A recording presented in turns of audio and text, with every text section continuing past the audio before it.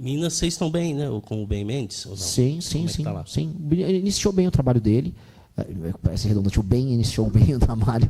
É um cara muito legal. Eu conhecia pouco do trabalho dele anterior. Né? Ele foi alvo de um cancelamento. Estavam mostrando uma imagem que dava a entender que ele tinha batido uma mulher. Ele não tinha, ele estava apanhando lá sem parar. E a gente soltou a versão com ele, defendemos ele publicamente. Foi muito bom. O melhor exercício para você descobrir que você tem um grupo político, ou mesmo uma família, é um mau momento. É enfrentar o mundo com alguém. Sim. E como você tem visto as pesquisas? Você acredita 100% nelas? Não. Não acredita? Não, Você acha que tem manipulação? Eu acho que assim, a maior parte dos institutos de pesquisa eles produzem os resultados deles conforme pedido dos clientes deles. Eu acredito aí em 2, 3 institutos que o que eu ouviria: Datafolha, Atlas, acho o Atlas o melhor de todos, e Quest, acho que o Felipe da Quest é idôneo. O resto eu Paraná. Não põe a mão no fogo de maneira alguma. E como que você vê a sua figuração nessas pesquisas? Então, nos que eu confio, eu apareço no mínimo com 3%, que é Quest, que é tipo Datafolha e Atlas. A Quest é 2 a 3. No Atlas eu apareço de 3 a 4. E é um começo. Eu preciso buscar chegar pelo menos a 7, 8, 9, 10% até o início das eleições. Então eu estou rodando o Brasil para aumentar. E eu concordo com as métricas da Atlas. A Atlas é que vem mais capturando o fenômeno, minhas movimentações. Então eu rodei bastante no Nordeste, eu subi no Nordeste. Eu rodo muito bem com o público de 16 a 24 anos, eles captam isso. Então me parece um instituto de pesquisa não só idôneo, porque eles têm presença global e acertaram uma parte das eleições, mas mais preciso. Entendi. E vocês vão ter candidatos a governadores em todos os estados? Vamos onde houver viabilidade, onde os candidatos forem bons, sim. Minas, vocês estão bem, né? Com o Ben Mendes? Ou não? Sim. Tá lá? Sim. Ele iniciou bem o trabalho dele. Parece redundante, o Ben iniciou bem o trabalho. É um cara muito legal. Eu conhecia pouco do trabalho dele anterior. Já tinham me falado, olha, quando ele opina politicamente, ele opina igual a vocês. Aí fui conversar com ele. Muito inteligente, muito ponderado. É um exemplo de cristão, porque eu vira e mexe, me pego cometendo muitas críticas justas a igrejas como a Lagoinha, por exemplo, o envolvimento dela em escândalo de corrupção. Você bate bastante na Lagoinha, né? E aí eu acho importante ter figuras cristãs dentro do universo da política que são aquilo que elas pregam, e é o caso do Ben. Então a gente dá a oportunidade para pessoas com esse perfil no nosso grupo, é muito legal. É um cara que vem estudando muito, está construindo um plano de governo e montando um time. Ou foi alvo agora de uma injustiça, e ele, acho que pela primeira vez, assim, uma pessoa que produzia conteúdos na internet pertencia a um grupo, né? Ele foi alvo de um cancelamento. Estavam mostrando uma imagem que dava a entender que ele tinha batido uma mulher. Ele não tinha, ele estava apanhando lá sem parar. E a gente soltou a versão com ele, defendemos ele publicamente. Foi muito bom. O melhor exercício para você descobrir que você tem um grupo político, ou mesmo uma família, é um mau momento. É enfrentar o mundo com alguém. A gente agora se tornou muito mais próximo por causa disso. Porque vencer é sempre mais fácil, é sempre gostoso, né? Eu vi um comentário aqui falando que para perguntar sobre o Ben Mendes, que ele agrediu. Mas assim, eu não vi, eu até acompanhei o vídeo do Ben Mendes, que ele postou ontem, de 35 minutos, e realmente ele foi agredido. Muito agredido. Muito agredido. E assim, ainda falaram, não, ele foi lá, não, ele realmente tinha comprado um piso para ele. Era um cliente. Né? Era um cliente, não tinha nada a ver. Uma mulher que surtou com a presença dele ali e começou a quebrar coisas nele e tal. Uma mulher que se aproveita do fato de ser mulher. É lógico, é lógico. Né? Tanto que ela fala, né? Conseguiu o que eu queria. Que isso, sabe? Enfim. Mas eu olhei os comentários, as pessoas entenderam o que aconteceu. Acho que isso até fortaleceu ele. Muito, né? Muito. Tanto que ele obteve mídia nacional em cima desse caso. Exatamente. Eu vi um vídeo seu que você já inicia falando, eu vou prender o Lula. Daí, isso não é uma narrativa política, porque o presidente não tem esse poder. Olha, se eu voltar a entregar os instrumentos de investigação da parte do Estado, se for investigado de verdade e punido as pessoas envolvidas no escândalo do INSS e no do Banco Master, vai sobrar para o Lula. Você acha? Com certeza. Assim, o escândalo de 80 e poucos anos, que já passou o que passou, melaria a mão nesse escândalo. Pelo amor de Deus. Né? Quando você é viciado em roubar, você começa a roubar até pelo esporte. É igual o tarado, né? O tarado tem 1, 2, 3, ele precisa de tanta amante. A coisa vira, né, um dever de ofício.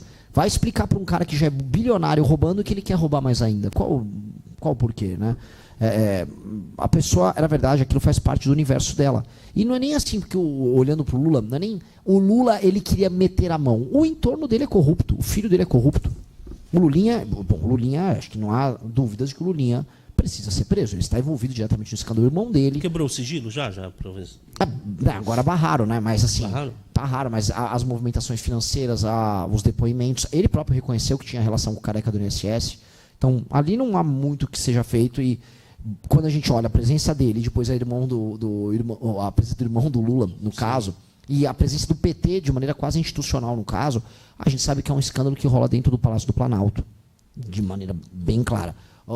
Que envolve outros partidos também. Mas óbvio. Começou no governo passado, né? Ele começou em outros, né? Assim, esse aqui é um escândalo. Teve, isso aqui é uma derivada, no fundo, de uma coisa. O escândalo da INSS. É a derivada do surgimento das fintechs, que não é ruim, eu não sou a favor de regulamentar, eu acho que a gente tem que punir quem comete crime. E o da ideia, que como alguém um dia descobriu, teve a eureka de, olha, pessoas aposentadas são facilmente manipuláveis, você oferece um dinheiro fácil, você faz a pessoa assinar um contrato, e aí você vai metendo o crédito consignado, que é um crédito que não tem risco, porque você está basicamente roubando a aposentadoria. Né? Então, voltemos para o começo da conversa, quando a gente falou, não, mas o cara tem os direitos dele. Que direitos? A aposentadoria é um dinheiro, é um duto de dinheiro roubado num método piramidal de extração do dinheiro das pessoas completamente maluco e que termina em uns escândalos multibilionários dessa natureza. A origem, inclusive, desse escândalo do INSS, ela remonta também à origem do escândalo do Banco Master. Porque antes de haver o Master, ela já viu o Credit Sexta, que era um produto que baseava-se em crédito, em grande medida em crédito consignado. Que o Ratinho anunciava, né? Acho que anuncia até hoje, né? E o escândalo do INSS, portanto, ele atravessa vários governos e ele acelera agora nesse governo aqui. Teve elementos que você vai poder jogar no governo do Bolsonaro tranquilamente. Né? Um deles é uma medida provisória que aumentava os consignados, emitida pelo João Roma, que era do PL, era do governo Bolsonaro. No governo Bolsonaro poderia fazer consignado até de LOAS, sim, de BPC. Eles botaram no sistema emergencial. Então. Né? Um absurdo, né? Foi. Eu acho que não deveria ter consignado nenhum, Renan. Eu acho que se não, o banco também quer emprestar, empresta por fora. Sim. Confie na pessoa, mas sim. Pô, é um absurdo. É porque o consignado virou uma malandragem, porque é um crédito líquido e certo. É um direito, assim, o cara vai receber. Então por que ele está cobrando juros? Mas ele não cobra os juros baratos. Não é um juros barato, só que o recebível supostamente é líquido e certo. Então criou-se um mercado, e aí como todo mundo percebeu que é fácil você enganar o senhor e a senhora de idade, que em geral não tem, vamos botar aqui, uma capacidade de julgamento do que é justo ou não é, ou correto ou não é, e que é movido às vezes por sentimentos de curto prazo, tipo alguém, quer 100 mil reais agora? Fica tranquilo, eu vou adiantar uma grana aí na conta, tal. Se for educado com o idoso, você consegue tudo com ele. Então, é a natureza desse escândalo. O Lula está envolvido nisso, e o Lula está envolvido no do Master. Né? Tanto que a delação do Vorcaro, que está pronta, ela pega muito o governo Lula. E aí a gente vai saber qual foi o papel do Lula no caso do Master aqui. Que teve um papel de protelamento, de inúmeras iniciativas que poderiam atrapalhar o Vorcaro, isso já sabe. Agora, qual mais? Será que o Lula realmente foi o cara que apresentou o Maduro para o Vorcaro ir comprar poços de petróleo na Venezuela? Porque quem fez a mesma coisa, o mesmo caminho, foi o Joesley Batista, do JBS Friboi. Foi o Lula que fez isso? Qual o ganho do Lula nisso? Teve 4 visitas fora de agenda oficial, né? Sim. Quando a gente soma isso também, o fato do Guido Mantega receber 1 milhão por mês. 1 milhão por mês, cara. O Lewandowski, 250 mil por mês. E a gente fala, não, foi por quê? Porque o Guido Mantega não tem consultoria do Mantega, não é nem pelo Mantega. Aquele dinheiro é pelo contato com o Lula. Ele está pagando uma propina para estar próximo do Lula. É isso que o Vorcaro fez. Igual o contrato que ele fez com a esposa do Xandão, ou contratos com. Ele fez um com a Semineto. Por que todo mundo está prestando consultoria? Que consultorias são essas? Com a Lagoinha, né? Uma ligação com a Lagoinha, doações para a campanha do Tarcísio, campanha do próprio Jair Bolsonaro, né? Então, assim, o Vorcaro, ele estendeu os tentáculos dele em todos os ramos, onde ele podia, né? Para se garantir, né? Tanto que ele teve um surto na cadeia agora, esses dias atrás. Aí. Sim, esmurrou a parede, falando, pô, os caras falaram que iam me tirar daqui e estão me abandonando, né? Por eles, né? O ideal era o Vorkar morrer, né? Você pegar assim, o Vorkar sabe demais. Tem fotos de festas. Né? Vídeos. Então, assim, complicado. Segundo turno. Digamos que você não chegue, esteja Lula e Flávio. Que lado você vai? Estarei eu lá. Eu não trabalho com essa hipótese. Nunca. Jamais vou trabalhar com outra hipótese. Imagine ir para uma batalha falando, eu vou perder, o que eu vou fazer? Não. Eu vou para o segundo turno. Não tem uma exposição, pô. Uma hipótese. Também não trabalho com hipótese. Nenhuma. Não? Tá. Nós estamos aí numa ameaça de greve dos caminhoneiros. E com a crise do diesel, né, do petróleo, de forma mundial. Como que você resolveria, se você fosse presidente, essa questão do diesel?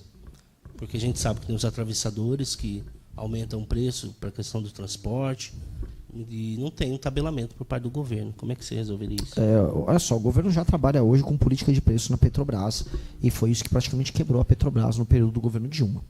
Então, as políticas de governo de interferência na Petrobras já geraram distorções bizarras que custaram muito para o Brasil. Foi uma crise colossal naquela época.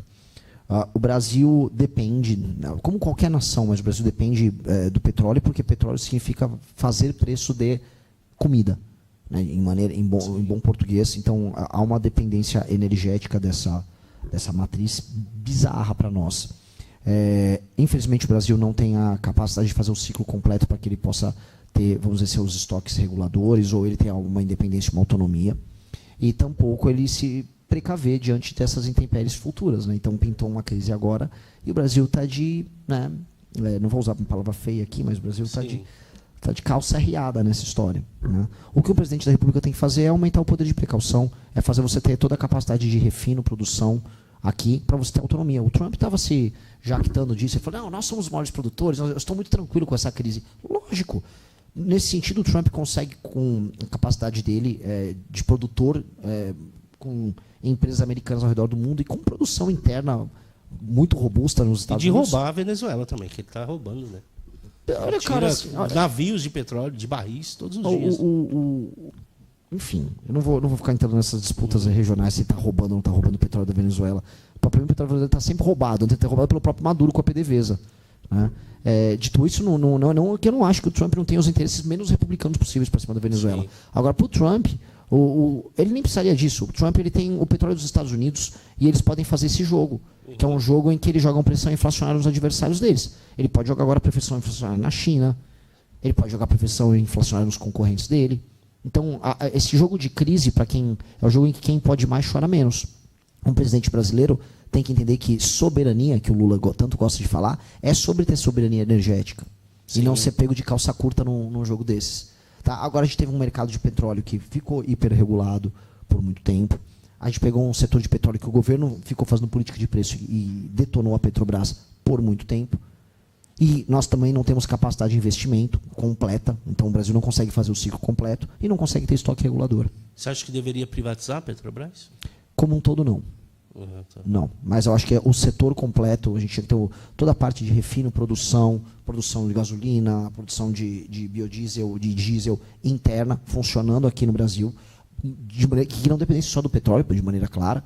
Hoje, por exemplo, a gente podia ter uma produção muito maior de biodiesel, usando os recursos energéticos oriundos da agricultura. Por exemplo, você ter biodiesel de milho, biodiesel de cana, e você começar a fazer preço nessa área também, porque a gente sobrevive muito por conta do etanol. A gente pode fazer instrumento similar. Precisa desburocratizar, né, meu? Demais. Então, assim, políticas de privatização, sim. PPPs, sim. Convidar a iniciativa privada para atuar de maneira bem clara e se tornar autônomo para que essas flutuações de preço não afetem a gente. Sim. Urnas eletrônicas. Você acredita nelas? Confia? Eu acredito, ainda que recentemente eu tenha ouvido umas fofocas aí boas, mas eu acredito nas urnas eletrônicas. Acredita, né? Acredito. Acredito e acho que todo mundo... O lance é, se há algo, que eu não acho que haja, não é aquilo que os bolsonaristas apresentaram em 2022. Aquilo lá era fraude pura e simples deles. Tanto que foi, né, pegar as conversas de WhatsApp e demonstrar que aquele argentino que disse que viu o log do não sei o quê, eles mesmos, acho que foi o Eduardo Bolsonaro mandou ele soltar uns vídeos, inventou uma mentira na internet e soltou. Então, se há, que eu não acho que exista, não é definitivamente através do método apresentado pelos bolsonaristas. Sim. Renan, e São Paulo, como é que o Missão vai ter candidato a governador? Como é que Hoje o nosso pré-candidato é o Kim Kataguiri. Ah, governador. Hoje é pré-candidato. Ele esteve aqui com a gente. Olha, eu estou falando aqui do meu favorito aí. É um rapaz muito inteligente, né? Tem muito conteúdo. Sim. Infelizmente o tempo foi curto aqui com a gente, mas ele passou por aqui e foi uma honra para a gente também. O Renan eleito presidente, você vai anistiar o Bolsonaro e os presos de 8 de janeiro? Não, a dosimetria eu acho que ela faz sentido. Então você acha que houve um excesso em penas? Acho que houve mais do que o excesso nas penas, que também há nitidamente vamos dizer, um abuso em termos de vícios formais em todos os julgamentos, que faz com que, se por um lado a maior parte daquelas pessoas, isso inclui o Bolsonaro, cometeram os crimes que cometeram. O Bolsonaro tentou um golpe. Acho que alguém fala hoje que não tentou golpe tratar os outros como retardado. Eu acho que isso é ofensivo. Acho que tem que segurar a bronca, sabe? Cada um tem que segurar a própria bronca. Ele fez isso? Agora não nega, pô. E dito isso, ele é um senhor muito velho, que está com problemas de saúde que podem levá-lo a óbito. Eu acho que ele ficar numa domiciliar não seria problemático. Eu acho que está faltando humanidade ali, né? Eu acho, porque parece que só é vingança pura e simples. Entendeu? Não que eu apoie o que ele fez, mas como ser humano, assim, sim, a gente tem que entender que está havendo realmente um excesso, eu acho, ali, né, na questão do Bolsonaro, né? E é isso. Pessoal, eu quero agradecer a audiência de todos vocês. A gente tem gente do Rio Grande do Sul acompanhando a gente aqui, ó. Fora que mora no Rio Grande do Sul, geral aqui apoia o Flávio, muitos conhecem pouco o Renan, mas o Renan está rodando no Brasil, rodou muito no Nordeste, acho que agora vai descer para lá, né, para o Sul, né, o Renan? Sim, fiz o Paraná agora, aí eu farei, acho que um pouquinho de interior de São Paulo, Rio de Janeiro, aí Maranhão, e aí depois eu devo ter um Santa Catarina e Rio Grande do Sul, logo mais. Sim. A Aline comenta aqui, uma certeza, a missão fará história e prestígio no Brasil. Renan tem proposta de visão de futuro promissor, diz a Maiane. O Fernando Lula só se reelege se for para o segundo turno com alguém com mais rejeição que ele. E o Flávio pode ter, o Renan dificilmente tem rejeição. E é isso. Tem bastante gente acompanhando. E o Missão é um partido jovem, de pessoas jovens, né? Você vê que o público que acompanha vocês são pessoas muito novas. E que tem uma visão diferente de sociedade. Sim. E que é importante isso. É o futuro do nosso país, né? Renan, obrigado. Sucesso para você aí na sua campanha. Muito obrigado. Eu que te agradeço. Quando você estiver para cá, para o Vale, passa aqui para a gente trocar ideia de novo. Passei novamente, com certeza. Foi uma ótima conversa. Beleza. Obrigado. Pessoal que acompanhou, muito obrigado. E siga nossas redes sociais, pelo bem de São José. E é isso. Estamos à disposição. Obrigado, Herbert. Valeu. Opa. Eu sei que tu acabou de terminar esse corte, mas antes de ver outro discurso foda do Renan ou de alguém da missão, deixa eu só te pedir uma coisinha rápida. Se tu curte os cortes, já se inscreve aqui no canal e deixa o like, porque isso ajuda demais a fortalecer a nação e faz esses vídeos chegarem a muito mais gente. E claro, compartilhe esse vídeo com aquele amigo que precisa conhecer a missão. Um grande abraço da nação e te vejo no próximo corte.